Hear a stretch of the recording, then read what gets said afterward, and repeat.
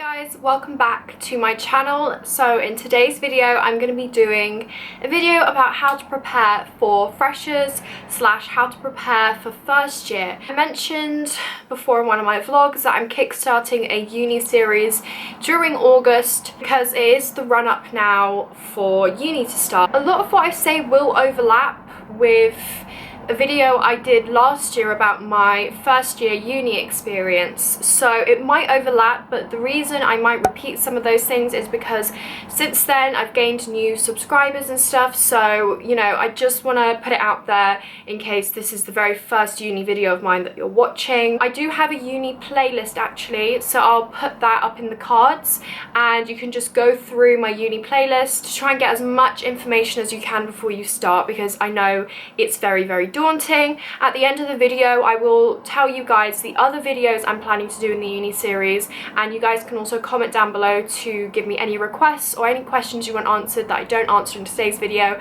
I will be sure to answer them down below. I'm quite good at replying to everyone's comments. So if you enjoy this video and you like this video idea, please give me a thumbs up down below, subscribe if you haven't already, and let's just get into this video. On my phone I have a list of things to go through.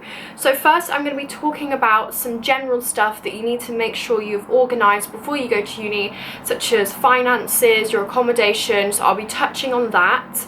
Then I'm going to be talking about how to prepare for the social aspect of freshers and uni in general. Then I'm going to be talking about how to prepare for your actual course, the academic side of things, your degree, and then finally I'm going to be talking about your well-being. So starting on the first topic, which is just general organisation, I'm sure a lot of you, because you're already students in A-level and stuff, you might already have an NUS card, but make sure you renew it when you start university. Train prices can get ridiculous, and honestly getting the student discount really knocks off a really good chunk of money off your train journey. So make sure to apply for like student discount cards, get the Uni Days app, get a student train ID. Another thing you might want to look into is switching to a student bank account and look at the different banks, because different banks give different offers and incentives. Also the question of should I get an overdraft and stuff. Some of you might already have overdrafts before you started uni. I personally don't have an overdraft. I've never had one because I'm someone who's really scared that it would just be too dangerous for me. I think I would just do a lot more reckless spending than I already do. I'm already someone who's not great at saving up. That was actually one of my New Year's resolutions, which was to save up and get better at managing my money, and guess what guys? It hasn't happened. It hasn't. It's up to you whether you think you've got enough discipline and self-control to have an overdraft. I can't remember exactly when you find out about your accommodation, but before you start uni, your uni should have contacted you to tell you which accommodation you got. If you are unlucky, I know some people, for whatever reason, maybe it's because they decided to transfer to a different uni at last minute, the uni cannot offer them any accommodation, so they have to basically go straight into what second year and third year people do, which is find a flat to rent with other people. That might be you. You might be in that really unlucky position before you start, which honestly, out of everything you need to stress about already, you know, it's a massive life change. They've also added to your plate that, you know, you're not staying in student halls. But I do recommend a website called Student Rooms, I think, and you can find flatmates on there and you can find people to live with. Another thing, obviously, when you're preparing to move to uni is to get all the essential homeware bits. I am planning to do a what to take and what not to take to uni video. I'll go more in depth in that video, but I'll just say some really good places to shop from for affordable homeware stuff is obviously IKEA. IKEA is great. Primark home section does really nice stuff actually. You might not think it, but they do really cute stuff. I also really like Next, George, not George, that's the clothing line, Asda, the homeware section Asda, also TK Maxx, you can find a lot of discounted items. Those are my tips on some general organisation. Moving on to the social aspect of freshers and first year, you can find Facebook groups of your accommodation, and so you can look through them and actually find the people you're going to be sharing a flat with. So if you add those people before you move in on Facebook, you can already learn their names, have a little stalk, and just talk to them and get to know them a bit before you actually move in. So the next thing I'm going to touch on is drinking during freshers. I just feel like there is a drinking culture at uni, and I do see how it can be uncomfortable for people who don't drink, because so many societies that you'd want to join do socials where you drink, and it's like, well, I can't participate. So it can be tough if you're a non-drinker at uni. I will also link a video in the cards, or it might be in my uni playlist, where I talk about the pressure to drink at uni. The other thing I want to touch on is freshers events. You don't know what tickets to buy, what events to sign up for. They cost a lot of money, and I remember there was like a certain wristband that they were trying to sell before everyone got to uni, which would guarantee you entry to like a whole week's worth of events every single night, but it cost a lot of money. Don't buy it. Do not. It's a scam. You will save so much money if you go to uni, and if there's an event you want to go to that night, you can literally buy it on the day. During freshers, everyone's on Facebook anyway, and they're selling tickets, and you know, or people are saying, I'm looking for this ticket, can anyone sell it to me? You can find tickets to events that you want to go to literally on the day, and you'll save so much money by doing it that way. So I would recommend not buying the wristband, because that is an actual scam, because they know you're nervous and they know that you don't know what to expect. So out of fear, you'll buy the wristband because you just want to play it safe. Don't do it. The other thing to talk about in regards to the social aspect is joining societies. Definitely go to the Freshers' Fair. 100% go to the Freshers' Fair. Freshers' Fair is great. All the societies have stores. Would recommend joining societies, because that way you can meet more like-minded people, and it's just another way to meet people and make friends. But I wouldn't suggest signing up for everything. Once your lectures start, you're going to be very busy, and trust me, you're not going to have time to go to all of these socials. So I'd only join a few societies. Literally, it's a great way to meet like-minded people. There's a society for everything nowadays. You're going to meet so many new people.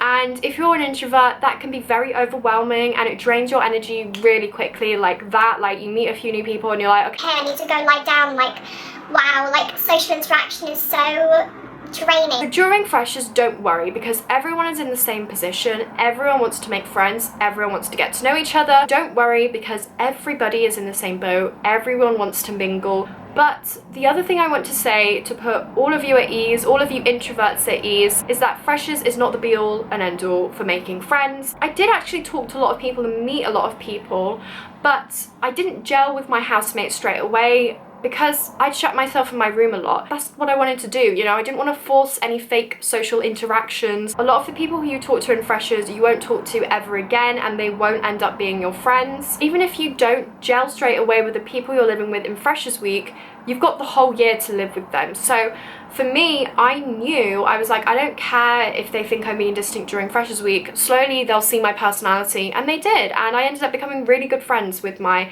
flatmates. It took me a bit longer than everyone else to gel, but I knew in the end they'd see who I truly was. Don't stress about it too much, because even if you are someone who's more introverted, your personality will shine eventually. It just might take longer. It doesn't mean you're going to make no friends. You will make friends, don't worry. So now I want to talk about the academic side of things. First thing I want to say is, don't buy textbooks before. Don't worry about your textbooks and extra reading, because textbooks cost so much money, and most universities have really good libraries. Also, my university, University of Exeter, has a really good online library, so a lot of resources you can find online. You really don't need to do any extra reading during first year. Like first year, there's not much extracurricular reading. In fact, that was the biggest jump from first to second year in my course for me, was the amount of reading we had to do. First year I did no reading and I was fine. I got a 2-1. Don't waste your money on textbooks. Make use of your library's resources, because at the end of the day, you're paying like £9 a year, and make the most of that. Use the resources the university provides. The other thing is to prepare yourself for a drop in marks. You won't do as well as you did in school, so just prepare yourself, because it can hit you hard and it can really chip away at your self-confidence, and it did for me. If you watched my first year uni experience video, which is the most popular video on my channel, I really talked about how taken aback I was by the drop in my marks. In A-level, I was used to just doing so well. One of my courseworks I got 100% in, one of my English courseworks. A lot of my essays I'd get between 80 and 90 all the time. Like, I was one of those students. I was like a top grade student, came to uni, and I'm struggling to get beyond, I don't know, 65 in first year. So it's a huge blow to your self-esteem. So I'm just telling you guys now to prepare yourself for that. The reason being is just because university is really hard, you know. Doing something at A-level is different to actually getting a degree in it. Suddenly it's going to be a lot harder. The markers at uni are a lot harsher. It depends what course you're doing. A course like maths, it's not unheard of to get 90% or 100% in your assessments in your coursework, because maths is something where there is either a right or wrong answer. But in something more subjective like psychology, it's not a right or wrong answer. So in my course, it's very normal for people just to get in the 60s and 70s. The other thing is to make use of your personal tutor. So your personal tutor is your first port of call for so many issues. So if you're having any academic trouble, your personal tutors are great. I did not see my personal tutor once in first year because I just couldn't be asked. I was like, first year doesn't count, can't be bothered to go see him to get any academic help. And actually it's funny because in my first year uni experience video, I was like, in second year I'm gonna make sure to go and see him all the time to ask for help because second year counts. And guess what, guys? I didn't see him once. I didn't. So now I'm like, okay, in third year I'm gonna go and see him all the time. Let's see if I do it. Let's see if I actually see Lee. I've met him about once in my life. Like, the last thing I want to mention about the academic side is quickly just the jump from school to uni or from college to uni. So the thing is that nobody will check your attendance to lectures. Nobody checks that you've done extra reading. Nobody checks that you've looked through the lecture slides, that you've done any homework they've set you. No one can keep you accountable. In school, you're pushed by so many people. Your teacher checks your homework. Your teacher reads and marks your homework. You know, if you don't turn up to one of your classes, you'll get a phone call home to your parents. Then your parents will be on you. You know, you've got all these people, well, I say all, you've got your teachers and your parents really pushing you. And for some people, that's what they need. They need that push, which is why it's so hard to adjust to uni, because suddenly no one's checking on you. No one is pushing you. The only person who is responsible for you is you. Everything is on you. Even I'm getting goosebumps saying this because, like, I have just finished second year and that still blows my mind. That still scares me. Like, I'm the only one who's going to carry myself through third year. Can you imagine at my big age that the thought of that still scares me, and somehow I've done it for 2 years, but it's something you are forced to do, otherwise you will fail. You have to motivate yourself because no one else is going to be checking on you and no one else is going to be making sure that you're doing the work that you're supposed to be doing. You need to become organized. You need to buy yourself calendars, make schedules, make lists, make to-do lists, timetable your lectures, make a list of all the other commitments you have outside of uni. So some people will start volunteering during their time in uni. You might get a part-time job. You might want to go to socials. So make a list of those things and then put them in your timetable around your lectures so that you can manage all of it. People say to me, I don't know how you do it. You do so much at once. Because, you know, I'm at uni, but I've had a job while I'm at uni. Like, both years of uni. In first year, in the second term, I got a waitressing job. This year, I've had a job with Soap and Glory. I also volunteer. I also go to the gym. I also go to socials. I also do YouTube. This is obviously a huge time commitment, and people are like, I just don't know how you do it all. How do you go to the gym 5 days a week? How do you do this? How do you do that? And I'm telling you guys now to comfort you that it's not as easy as it looks. But the way that I've done it is just by being super organized. You just have to organize and make time for every little commitment. You have to make sure that you make the time, and the only way you can do that is if you timetable your lectures and then see what you can fit in around your lectures and just stay disciplined. First of all, make sure you sign up with a GP when you go to uni. So a lot of unis have the GP or the doctors actually on campus, so it's really accessible to all students. I signed up to mine almost straight away, and also what I put on my phone is to get the meningitis jab. Freshers flu is also definitely a thing. Everyone will get freshers flu. It doesn't even matter if you haven't been out. I got freshers flu in freshers of second year. I only went out twice.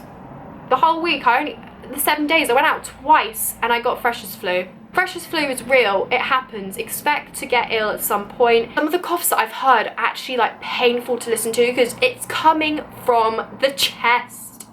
You can literally, people are coughing their guts up in lectures. So there is like a phase of first year where just everyone's coughing in lectures. It's horrible, everyone's ill. The other thing I want to mention is to stay safe during freshers, because honestly you don't think about this and you never think it'll happen to you. You've heard horrible stories. He didn't get any jail time, did he? He just got like community service.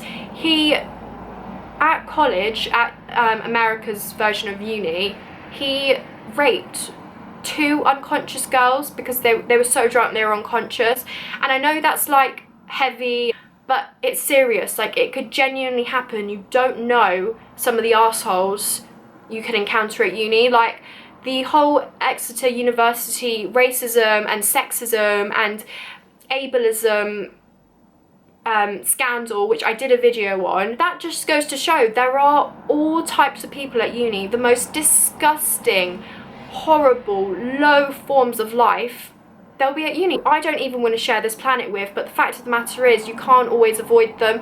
There will be people who will want to take advantage of you when you're drunk. Make sure to always watch your drink, always pour your own drink, and make sure the people you go out with that you have their phone numbers or their Facebook, so if you get lost you can contact them. I know some unis where there's been a problem with taxi drivers taking advantage of drunk people. I think they've done this in Cardiff, is that they have taxis now which are provided by the uni, and you don't have to pay for. I mean, it will be taken off like your uni card or something. The money will be taken off that. I think in Exeter I've noticed actually that now taxis have cameras in the taxi driver can't do anything weird or dodgy or drive you into the middle of nowhere and do God knows what, because they're now being held accountable. They have cameras in the taxis. So that's another thing I wanted to say, is just to stay safe when you're drinking. Final thing is mental health. Mental health is such a big problem at universities. Make the most of the money you are paying for the uni. Make the most of Wellbeing services.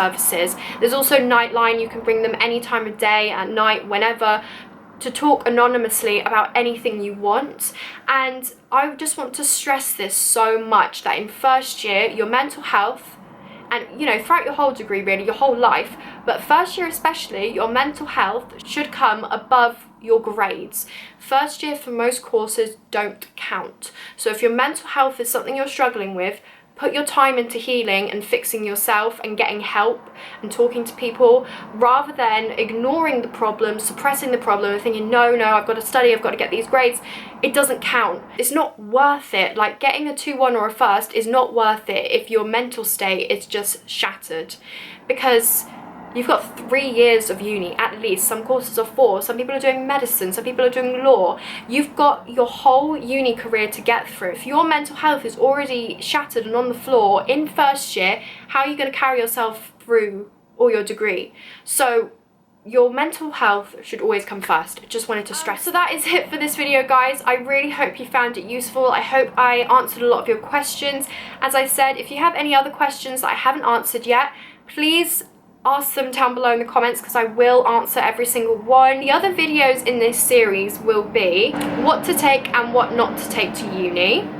I'm going to be doing my second year uni experience video like I did for my first year. I'll be doing one all about how my second year has been. Also, as I said, I'm going to be doing a video about organisation at uni, how to juggle multiple commitments, how to schedule your days, plan your weeks, all of that kind of stuff. I'll be doing a whole video on organisation. I also want to make a video about how to make notes in lectures, how to prepare for your lectures. I also want to do a video on adulting, like how to adult, and talking about different aspects of things you suddenly have to do when you do move out from your parents' home. If you have any other video requests though, please let me know down below. Thank you so much for watching. If you enjoyed it, make sure to smash a thumbs up down below. Subscribe if you haven't already. Hit the bell icon so you can stay notified every time I upload. Thank you guys so much for watching, and I'll see you in my next video. Bye.